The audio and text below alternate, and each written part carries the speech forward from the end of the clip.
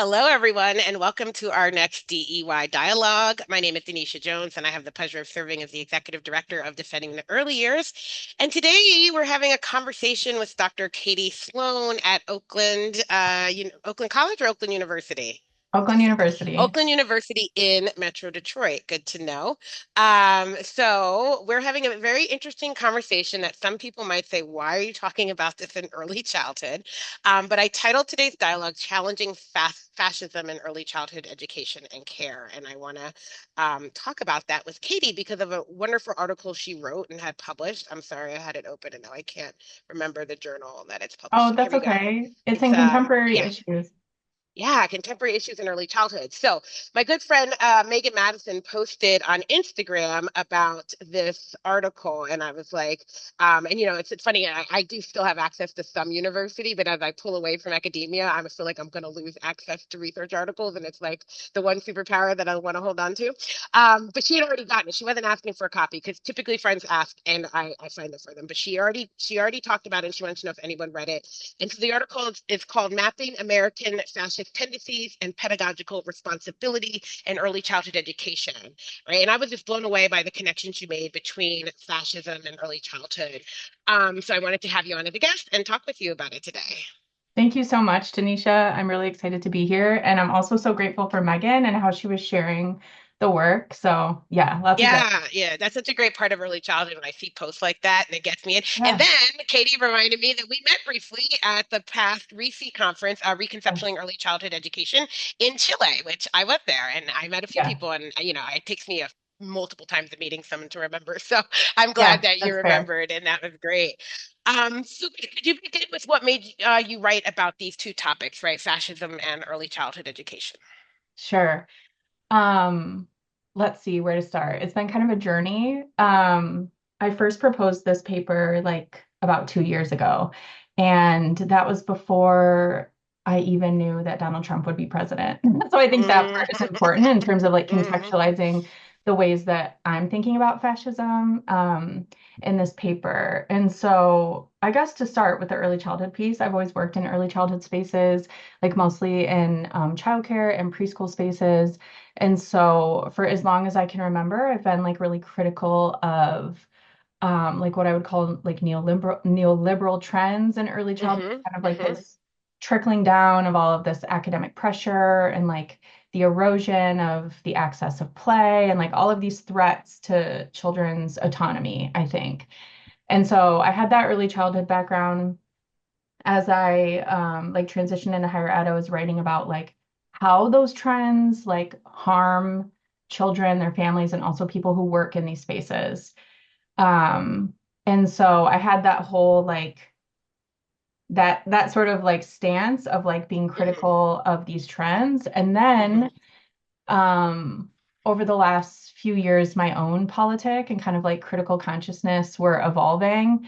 Mhm. Um, and a lot of that evolution or development had to do with spending a couple years like in organizing spaces related to what's been going on in Palestine. Yes. So I'm writing about these harms that these neoliberal trends produce, but I'm also like, you know, doing this work in these spaces and watching like I think like becoming increasingly like disillusioned with US Mm. politics, like across Mhm. the Mhm. spectrum. That's the part that I don't want to get lost here because I feel like so often it's like Democrats as like protection from fascism, but I really want to like trouble that too. Mm. So yeah, that experience was really formative for me. I was seeing the ways in which like I feel like people lack a critique for like the system in its entirety. Um, and so yeah, I came to see these trends like as being related to issues of fascist desire, fascist tendency, which I sort of like map out in the paper. Mhm. Um, so yeah, I was really writing from this sort of like grief and fear that I had about our future, like seeing in a different way, personally, like the barbarity of like the American political machine, and also being like, okay, we're in trouble, like if people can't also develop critique for Democrats. Yeah. Yeah. Yeah, yeah. So that's kind of how I came to write about the two things in Okay. relationship. Yeah, that's what Yeah. that journey Yeah. looked like. That resonates with me a lot too, right? Because yeah, like being caught up in being aware of all the political things that are happening and trying to make sense of it, but also being in predominantly early childhood space. And what does that mean for our work with young children and preparing teachers with young children and trying to think about how these things intersect? Because I think a lot of liberation in education is not begun in the early years, right? We don't think about or resistance, right? Yeah, Or understanding oppression or like even critical race theory or any of the theories that are they don't really center early childhood, right? They start in this like where kids are in adolescence or almost going yeah, into the adulthood. And so people think, oh, it's not happening. There's nothing impacting young kids. And that's, but it is, right? There is a lot right, because these folks, these people who are agents of systems of oppression had childhoods, right? And I often wonder what kind of childhood does it take to grow up and to be that kind of person, right? Or to subscribe to that or to ignore it, right? Because there are all ways of engaging in yeah, systems of oppression. You can be a full-time supporter, you can be oblivious, right? Or you can be anti and resistance, right? And I always right, wonder what types of experiences in childhood support any one of those outcomes, right? And how do we get there? yeah, And so it's something to definitely think about. And then how are children making sense, right, of what's happening around the world, things that they hear about, things that they don't, and what is our responsibility in doing that, right? So I found yeah. that too very, very interesting. So in the article you talk about microfascism. So I'd love for you to just give a response to what is microfascism and how does it show up in early childhood education? Sure. Thank you so much. So, um, I'll take a few minutes because I think to describe microfascism, I want to make clear what I mean when I'm talking about fascism. I feel like Hmm. every day it's not funny. I'm smiling. That's probably like a trauma I response. know it's a trauma response. I tell Funny? people that all the time. I laugh at things that are horrible, and I'm like, I apologize now. It is a complete trauma response to Yes. be able to keep going in the world is to laugh at Yeah. things that are not funny Yeah. sometimes. Yeah. Thank you for Yeah. understanding that. But what I was going to say is like every day in like political theater, we can see people call each other fascists, like in a way that can make it confusing. Like I want to be Sure. clear about what I mean when I say that. And so, um, generally speaking, like in the paper, I work from this definition of fascism which is more like related to the tendencies that fascist regimes and societies have had. So, like, people have been debating for like more than a century what fascism actually is. And um, rather than get into that, I'm thinking about like, what are the tendencies? Yeah, we can just go with that. What are the tendencies that these movements or these like dispositions have had? And so, largely, that's things like or I should say, some of these consistencies have been like things like racism, hyper-nationalism, a focus on the youth, extreme militarization, charismatic appeal from a leader. So those are like some of the things. So working from this foundation of like, okay, there are certain patterns related to fascism. Hmm. Um, this idea of microfascism comes from this work from Deleuze and Guattari, who are writing about how these like tendencies exist like before they come to be like in a regime, right? Like it's Yeah. not like fascism doesn't exist and then suddenly it exists because like the state is like at your door, like in uniform. And so this idea of microfascism helps us to know about like how does fascism like exist and evolve like before it comes together and is like coalesced in a regime. Hmm. Hmm. So their work writes about how fascism is like always sort of scattered everywhere and then it comes together in different ways, but like um not like micro as in small, but micro as in like less perceptible. Like what are the ways Yes. that fascism or these issues of fascist desire operate like on the personal and interpersonal levels? So like also to hold ourselves accountable. Like what are the ways that we embody those desires? What are the ways that those tendencies or patterns or desires show up in places like early childhood ed? And so let's see. Basically, oh, they also write about how like this type of fascism is so dangerous because like people don't notice it. Hmm. And so Hmm. suddenly we're in a situation, like the situation we're in, and people are like, "Oh my God, how did this happen?" And so I was interested in like working with this lens of like identifying microfascisms because I'm feeling like if we are going to like get free and create new worlds, like we're gonna have to have new ways of like relating to each other, new ways of being in relationship. And so I think this lens helps us to kind of like look upstream. Yeah. So we can think about microfascism the way they write about it is like that it's related to desiring control and power and to want to eliminate differences between people. So that's kind of like look hopefully that makes sense, this sort of Hmm. mapping out of like how this bigger sort of like state fascism can be identified in the personal and in the interpersonal with this like idea of microfascism. Yeah, yeah, and I think it's important, like you said, I always had to do this with neoliberalism because people say, well, what is it? Like they don't quite Yeah. understand, right? And having to come up with an idea where it's like it's an approach to really privatizing public services, right? For the Yeah. expansion of corporate businesses, not for the people, right? And so just Yeah. understanding that and that it's both a Democratic and Republican agenda, right? Because it's not one thing. And so I think when people think of fascism too, right, and this idea that it's driven, right, by you talk about how it's a political ideology with a mythic core and its various permutations, right? This idea of like populist ultra nationalism, right? Like that Yeah. we must be aligned completely to the state and we must be obedient, right, to the needs of the state and put that above everything else, right? And that's kind of, ultra patriotism, right? And nationalism. Yeah. And then the little ways of control that shows up, right? And I Yeah. think you mentioned this, right? Or maybe I'm thinking, right, but we pledge allegiance well, kids do pledge allegiance every day to the flag, right? That is such a small act of this idea of being ultra nationalist, ultra, Oh yeah. obedience to the state. We start very young. And it's just something we're all ingrained to do that a lot of us don't really think Yeah. about until we're Yes. slightly older and like, what is that? And then to Yes. realize that not all countries do something like that. Other countries might, but not all countries, right, Yeah. have this type of thing, which I would call indoctrination, right, for young children into this kind Yes. of, or that you do make this pledge every day, and then you grow up and realize that the powers that be do not structure the world in the way that you pledged.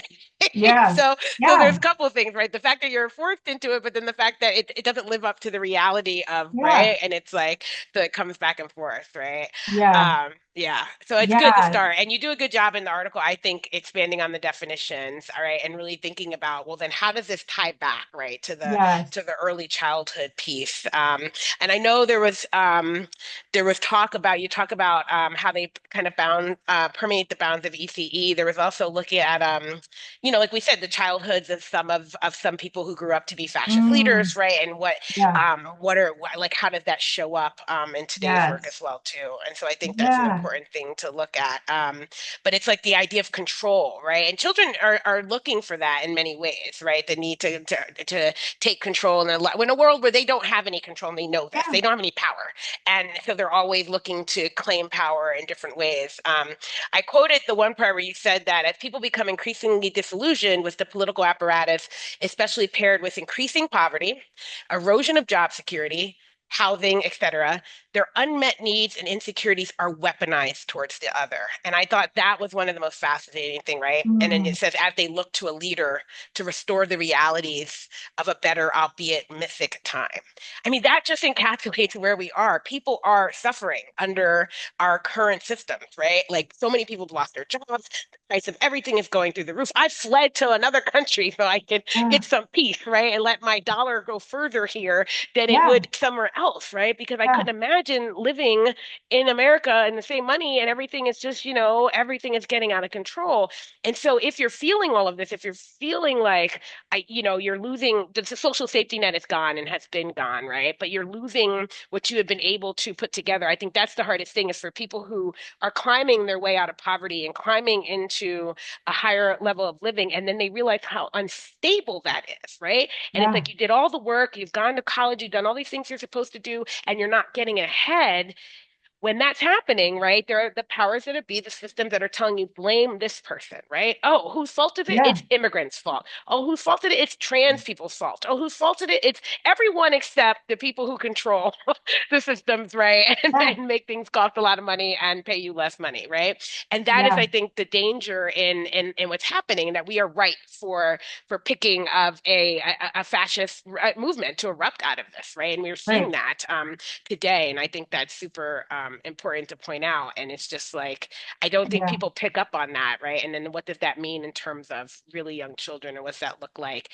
You did give some examples about what this looks like in early childhood, and I don't know if you want to share Yeah. any of those as well. Yeah, thank you. Yeah, I think you asked me that before and I missed that No, it's okay. talking about what microfascism is. So, yeah, I think you spoke to it all so well, but it's like people don't notice it. And that's like by design, Yes, right? Like people are yes. afraid of indoctrination. And I think we have to get serious about the ways in which we have been indoctrinated and like we have been socialized to like not see these systems that are like creating so much harm. So, in the paper, I take sort of like a broad general look at Hmm. how I notice some of this playing out, hoping that other people will also join me in writing about this. But the first thing that I write about is like just broadly the way that early childhood education is undervalued. So I feel like the people who might listen in here, like they'll know about this, but just in case Hmm. anyone doesn't, like you know, the people doing this work are like uniquely undervalued. I think the last I read, like earning a bachelor's degree in early childhood ed um, guaranteed the lowest lifetime Yeah. wage of any bachelor's degree. And Mm. so, like, it is unique. And so, when we look at that, like, I argue in the paper that, like, it is because of like these legacies of racism and misogyny that are at work in the ways that we think about like who cares for children, um, and that those are related to issues of fascist desire. And then the other thing I write about is like the neoliberal cascade as microfascism, and you just Hmm. spoke to a lot of that, but I write about how um a little bit about how yeah fascism is birthed like out of these seasons of like really intense like scarcity where people Hmm. don't have their needs met and then yeah they come to like believe that the state might do something for them and so but neoliberalism like specifically in early childhood spaces I write about how like it sort of reconstructs our image of the child and of the parent and of Yes. the school where like care has become a commodity like you spoke to like Hmm. how that's what neoliberalism does and so in that reconstruction a lot of things happen and I write about how children are harmed in these spaces. You made a point earlier Denisha about like what kind of childhood does it take to become like these types of people who end up being so violent or like genocidal, like in their Hmm. fascist power. And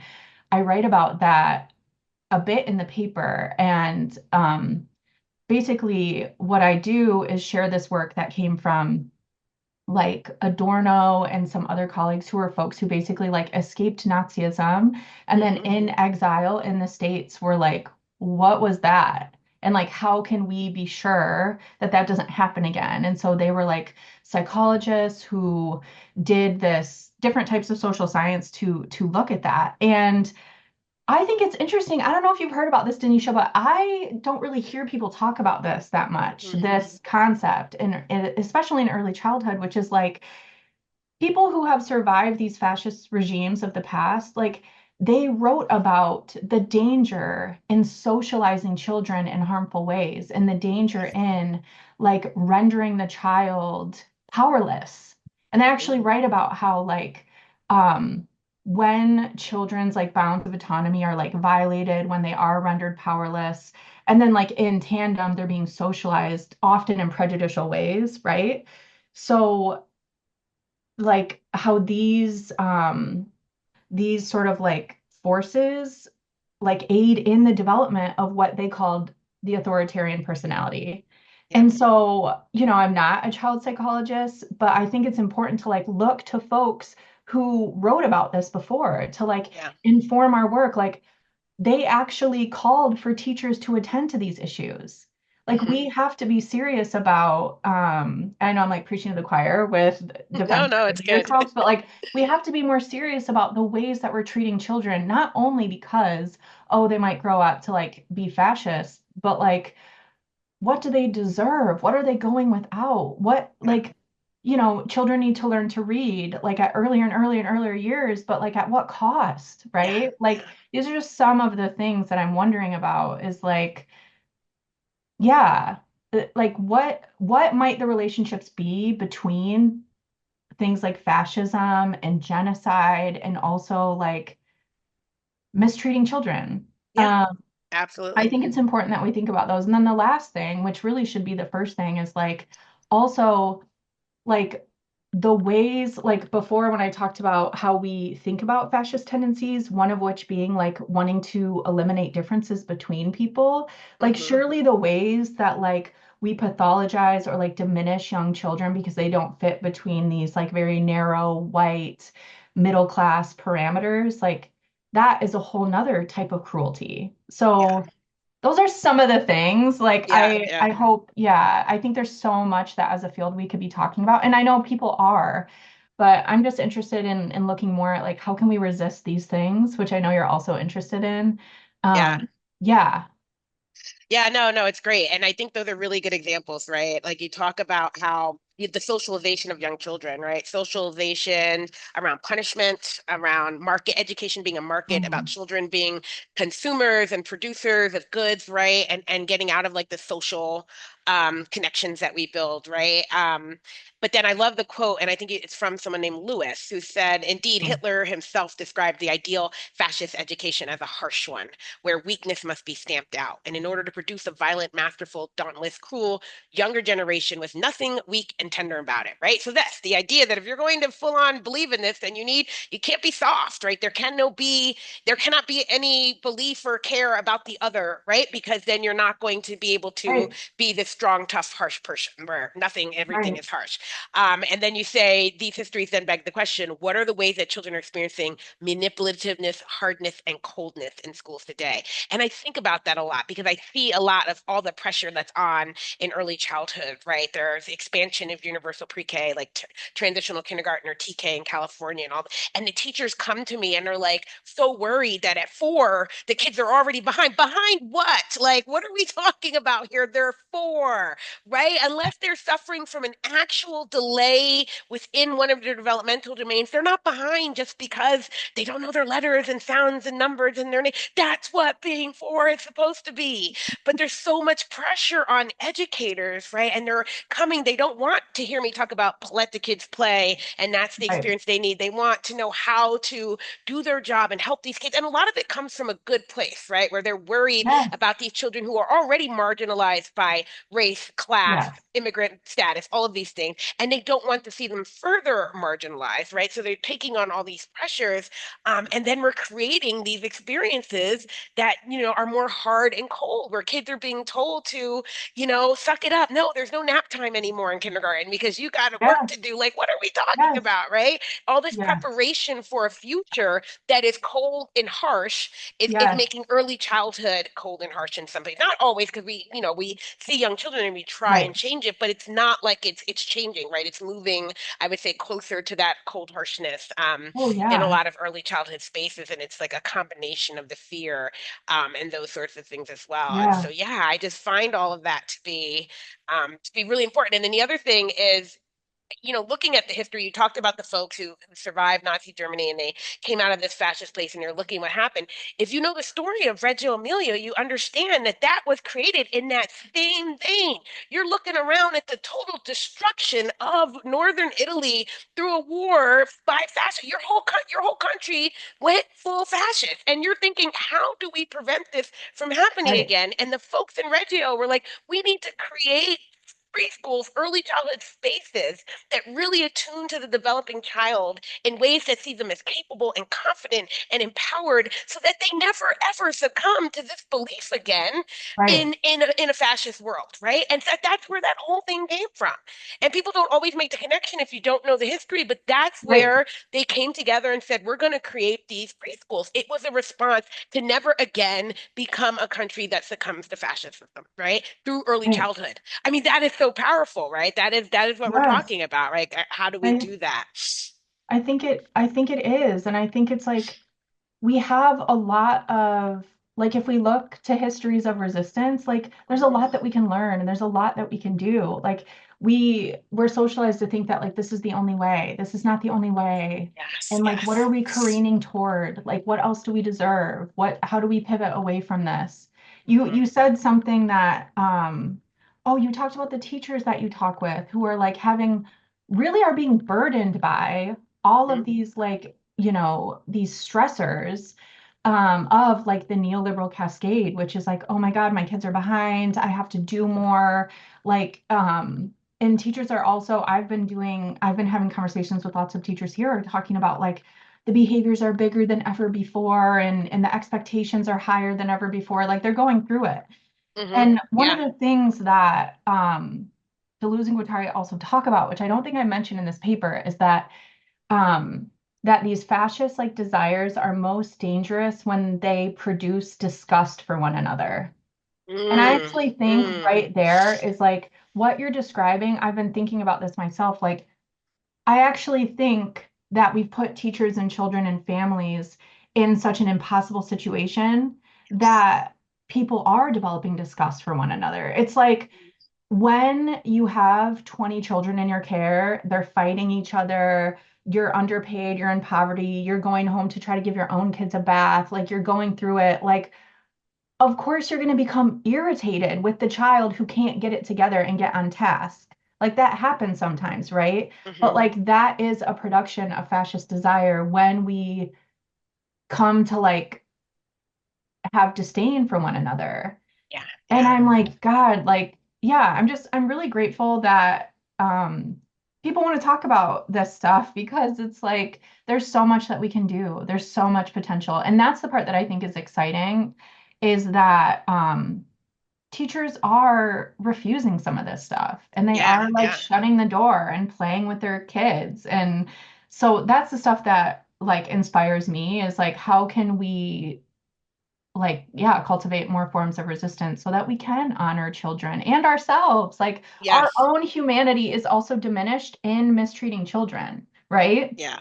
so Yeah, no, yeah and I love that. And that's how you end the article on pedagogies for unmaking microfascisms in ECE. And I'm all about the resistance because I've seen it. I've seen when teachers kind of, yes, they're under immense pressure, and but when they kind of let it go, it's still there, but they just kind of say, no, I'm going to lean into A, what I know about young children's developmental needs. We are the most educated people I feel on the planet. We take right so much knowledge and learning. We know so much about children in development, but then we can't put that knowledge to use because we're being told to do things about it. So right they it's they lean wild into what they know about young children, and they center the children in their present care, not this mythical child that they're competing with. Not they're like focus on what do I know about child development and what do I know about the children in front of me, and they lead with those two yes things. I've seen them resist. Right, I worked with a yes group of teachers for over a year who were doing play in kindergarten, first, and second grade classrooms in a public school, serving low income Black children in Pittsburgh. Right, and two of them had a awesome lot of experience and seniority, so they weren't worried. The third had less, and she was getting pushed back, because her literacy scores were low. But she said, "No, I'm going to commit to Play Lab. I'm going to keep doing this play." And by the end, the kids had improved their literacy greatly in her class because Play Lab included reflections, drawing about their play. But what it really was just protected time for kids to engage with open-ended materials in any manner they saw fit, right? And wow it changed everything in that year. And the teacher, even the experienced teacher who'd been teaching for 30 years, who thought play was just a break from learning, all of a sudden he saw, no, this is how I build a classroom community that I've never seen in my 30 years of teaching. He saw the kids come together in ways that the only thing he could say is that it had to be the more time for play changed the whole wow nature of the community. So even he saw some changes, right? So the resistance is key. And I argue that play is liberation. It is how we break free from a lot of these systems. But I'd love to end with you sharing your thoughts about how do we do that? What are some ways that we can resist the microfascisms or unmake them in early childhood education and care? Yeah, for sure. Gosh, yeah, so I speak to some of that in the paper. Let me remind myself what I say. Like I said, I'm really interested in this idea of okay, so let me back up. I feel Yeah. like we are socialized also to like look to these institutions of power to give us permission, and they're not going to do that. And so I want to like take, I'm speaking to myself too, but I want to like take our faces into my hands and be like, I love you and we can do different and we have to be brave. Like they're not going, like if we look to history as an example, like when have we ever like been given liberation by people in Never. power? Like that is just like, unfortunately, it's like fantastical, but that's the way that we're I think, sort of indoctrinated to believe Hmm. that change will Hmm. occur. And I think that's really problematic and it doesn't serve us. And so instead, rather than like, of course, I'm so glad that people are willing to like engage with policy and to like advocate for changes at that level. That's really important. And Yeah. in the meantime, where are our opportunities to like take back our own power and control, like in our own spheres of influence?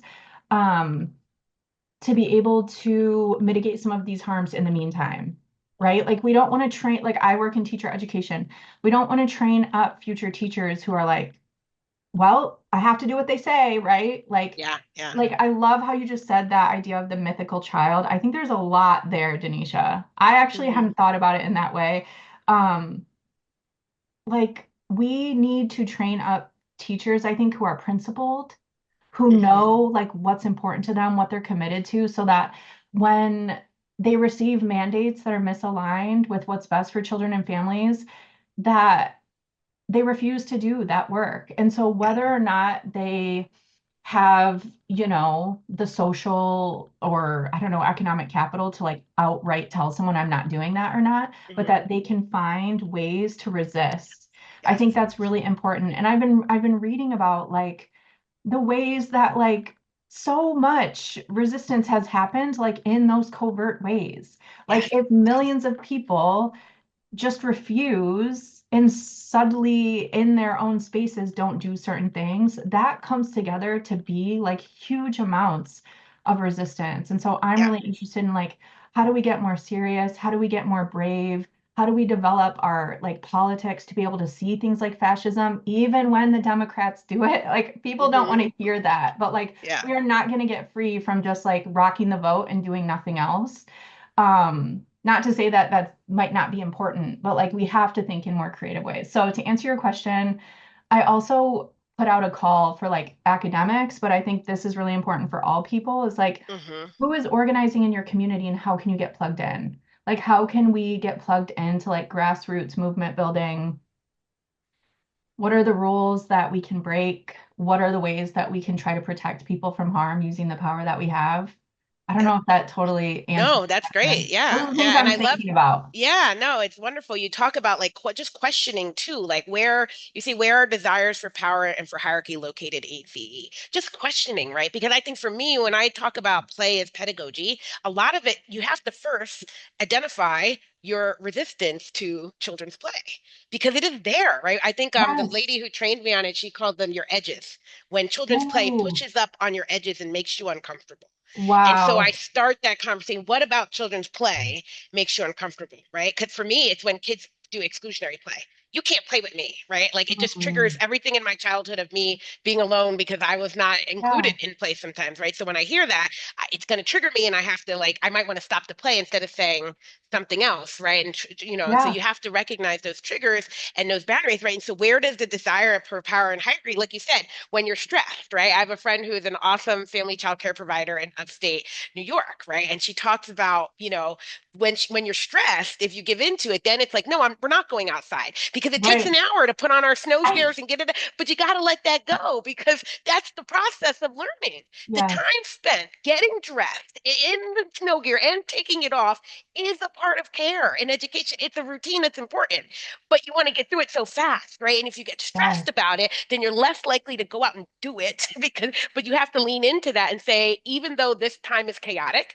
and I have all these kids and we're doing all this is part of it, right? It's a part of the Yeah. process. And so, but recognizing that, recognizing where the stress creeps in and you're likely to say no and pull back from an experience that children should have, like that's super important. And I've seen that with the teachers I've worked with, that once they tune into that, they're able to say, you know what, this is making me uncomfortable. I'll let you guys do it. I'm going to step over here, right? I watched a teacher do that. We were like, yo, bro, we're here for you. We want to see you do this challenge. Let me get my camera. And she's like, let me go over here because I can't watch this. Instead of saying, no, don't do it, right? Because the initial Yes. response is, no, don't do it. Not, this is making me uncomfortable and Yes. I need support, right? And so I think those are many ways, like you said, and we can have another half-hour conversation Yes. about this, I think, but it's important. So I just want to thank you so much for joining me and let everyone know if you haven't read the article, I got my copy. So I will just include a link to the copy when I share it. When we share this recording, you'll find it, a link to the article, and I hope you'll read it. I know for the non-academics, there is, we got to do our lit reviews and stuff. There's some stuff in there that might,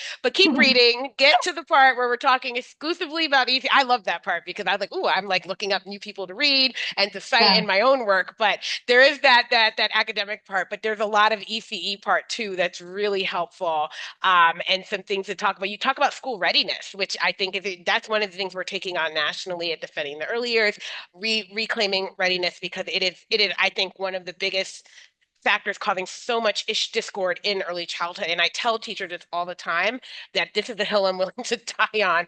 But your job is not about preparing them for the next year. It can't be because you're Yes. losing sight of today. And I think Yes. that's a micro-fascist or a fascist tendency to prepare Yeah. for a future and lose sight of right now. Because right now Mm. doesn't matter because it's all about the future, right? And it's also like that ends justify the means, right? And you can't give Yeah. into that kind of thinking. So I'm glad that you mentioned that in there as well too, Yeah. and just all of the things that you put in there in ways that we in early childhood can really think about these things. You quote Carla Shalaby, which she's one of my favorite people as well Yeah. too, and to really think about how we teach love and freedom. You talked about care. If you're not familiar with Carol Gilbertin Murray's amazing book Illuminating Care, right, and how important that is to the work we do. Yeah, I just want to mention those few things because they're all in there, and I think it's really important for people to read. So. Thanks Thank you again so so much much. for this, Katie. And yeah, hopefully we can continue this conversation and get others who want to have, like maybe we'll have to have a full-on panel discussion for a good hour and an hour and a half, for I people to love really it. think about this because some people are thinking about it, but they might not making those connections like, oh, that's Hmm. fascism, that's microfascism. But they are realizing that the system is very constraining and it's making it difficult for them to do right by Yeah. children and themselves. So I hope this Yeah. gives folks something to think about and just know that, you have some power to resist. Thank you so much, Denisha. This has been great. Yeah, I would love to talk about it more. I also want to invite anyone who might be listening in to like reach out to share their thoughts. Like, I'm really interested in like building relationship. Like, this is how we build movements, right? Like, we Yes. connect, we network, we gab, we share ideas, we brainstorm. So I'm really grateful. Thank you so much for having me. Yeah, thank you so much. And thank you all for joining us for this episode of the DEY Dialogues, Discussions in Defense of Childhood. We will see you next month at our next dialogue.